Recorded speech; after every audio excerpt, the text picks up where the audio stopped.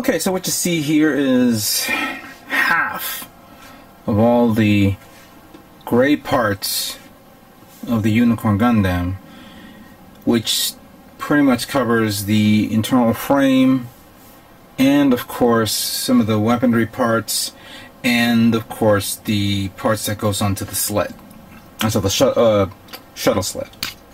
And this is one half of it. The other half, I have it in the other room. It's drying, and I painted this with metallic gray, which comes out pretty nice. For a perfect example, here's one right there. See? So that came out okay. This part is dried out, so I'm going to be removing it from their pieces. I was going completely bananas with the fact that I had to put some of these on toothpicks. They can't be put on regular alligator clips. And of course, whenever I try to paint, I don't want to paint all of them in one, each individual one. I want to like bypass on a few things, meaning assemble some of the parts together and then paint them. Like for this example, there are 3 parts here on this part, so I decided to put them all together and just paint them as one. No reason for me to paint them, all 3 of them, and then put them together. It would defeat the purpose. Another part is this one right here. And also, I have to be very careful with the placement of the alligator clip, not because I'm going to scratch up the part. That's not the issue. The issue is that I want to make sure that I paint areas where I know it's going to be exposed, and then just, even if I do paint areas that's going to be covered up, I'll use that area to be held with the actual clip itself. These are little tips and techniques for those of you who are interested in airbrushing. Techniques that I've, discovered on my own. But this is a lot of parts, and of course the metallic gray comes out really nice. I'm glad that I discovered metallic gray, because it offsets the color if there are two different tones of gray. So I can use metallic gray on a lighter shade of gray, while I use the gunmetal for a darker shade of gray or charcoal. Which brings me up to these parts right here, which I'm in the midst of sanding down and then put them on the alligator clips when they finish drying. Some parts, of course, like with these parts, I had to pre-assemble because they don't really need to be assembled after they're, they don't need to be assembled after they're painted, like the Gatling cannons. Another example which I was surprised was the actual bazooka. Now, bear in mind, I remembered this bazooka when I made the high grade version last year, for those of you who remember last year. And I liked the bazooka, and I thought, oh wow, the bazooka was very limited in its type of capability as a kit. And I thought maybe when I get the master grade, I'll see a better version of this bazooka. Surprisingly, this bazooka the only cool features is that you can actually extend it out so it could be fired, have a long range attack, or prepared to be fired, and then you push it back in. And this clip thing can be removed, so that way you can put it behind the back skirts of the Unicorn. But I want to keep them on, and I was a bit disappointed with the fact that when I've tried to put this on, this thing kept falling off. And I was saying, what the hell is this? This can't be right. Even though I do remember you can put it on and it's held on together on the high grade, this one is a little too loose. And considering that it's going to be on the actual frame support during its, I'm holding all my weapons look to it, I said, let me put this on, and since I'm never going to take it off, I glued it on. No fuss on that. Considering that all this was, this bazooka is completed, I haven't finished building the other part of the bazooka. So that's kind of cool. Which brings me up to another topic. What the hell is this? I was going through the manual trying to find out where does that go. I thought that was like an added part to it. But the manual does not state or explain to me where it goes. This is the entire section of the bazooka build, with of course other side parts which will be assembled later on when they dry. But I don't see that other tube. Let me check the parts list.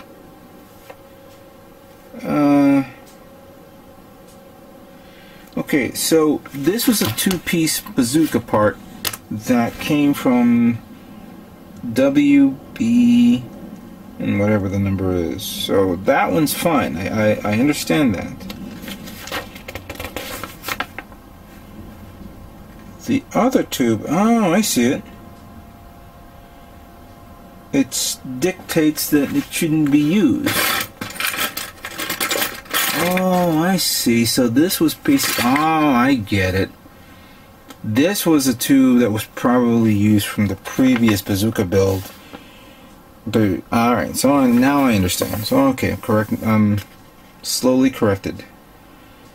I didn't realize that there were some parts that you really didn't need to use. Like, I didn't realize you didn't have to use all those blue parts for the Magnum rifle.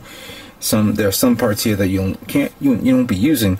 But now then, since I've already removed everything from the tray, I'm going to have to figure out which one is which as I proceed to build this kit. I want to take a moment to show you what I did with the V-fins of the Unicorn. As you can see, I put a little bit of the Mr. Masking Soul Neo on the back end, so that way I can paint the opposite end the color that I want. However, I'm going to give you a little bit of a surprise so I can show you what I did. Originally, I was going to paint it, and forgive me if I am looking for the paint bottle, which I can't seem to find. Here it is.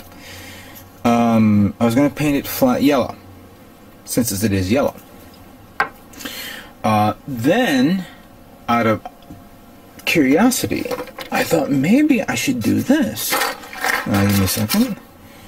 I was going to use the gold, which I've had in the can for quite some time, which I'm going to be using it for the Banshee. High-grade Banshee, that is, not the Master Grade. Not sold on the Master Grade yet, even though I already got it, I already got one. Then I forgot that I had this. Since it's only very little parts of the gold that I'm going to be using, might as well use what I have here. So, this is what came out. And I think it came out pretty good. I applied a little bit of paint on one of my trays, use my brush, and then just give it one pass. The thing is so thick that it'll apply it real fast, and the lining came out pretty well.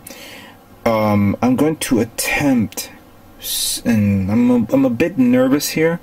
I'm going to attempt to do a little bit of panel lining, and I'm going to use that technique where you apply a little bit of black paint on a tray and then a little bit of lighter fluid, which I can't seem to find. Must have fell behind my my computer case, so I'll look at it. I'll pull it up.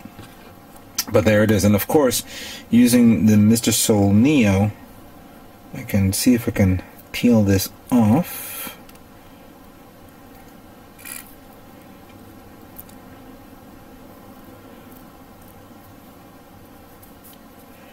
A little bit came off on the paint, but that one I can fix. That one's easy.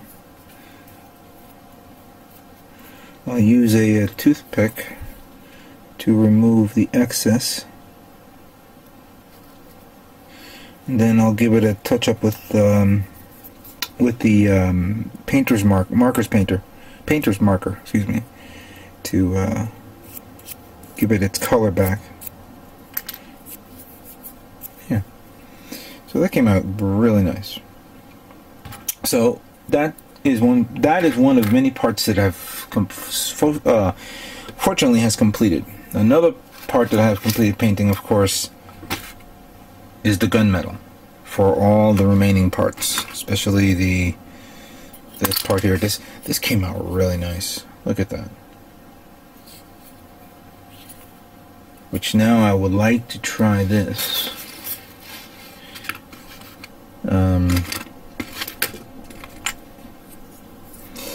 Take this part here, take the missile launcher, or the part that represents the missiles, and then we put it in like so.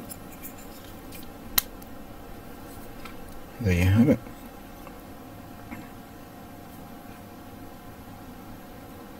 That came out really nice. It's a good shine, a good texture. Came out perfect. The bazookas came out great. So that's already done. Some parts, which, like this one here, I had to hold with the actual clips, but I folded down. And since gunmetal is such a nice paint to work with even with a brush, you can actually apply a little bit of a brush and you don't see any smear marks, anything like that. So this came out really nice. I really dig how this came out. I thought I was done because I had extra paint, so I didn't really worry about using it sparingly. But at the point where I was about to be done, and I said, "Okay, good, I'm gonna let it," I forgot that I had the Gatling cannons, which I also had to spray paint as well, each and every one of them. And again, the part here, maybe the image is not that, the video quality is not that very good looking at all this, but I used this part of the gun to hold it down. I mean the gun, excuse me, the clip to hold on this part of the gun, so that way I can paint it. And then again, I'll just brush it a bit so it looks okay. In which case I also had to flip this around so that way I can get exposure to the actual gun barrel, and I mean the actual hilt. I applied glue on it, but I feel a little bit of looseness, so obviously that's gonna bug me a bit, but I think that's no big deal. But this came out really nice. So after showing you all this, it is now time for me to assemble all the parts.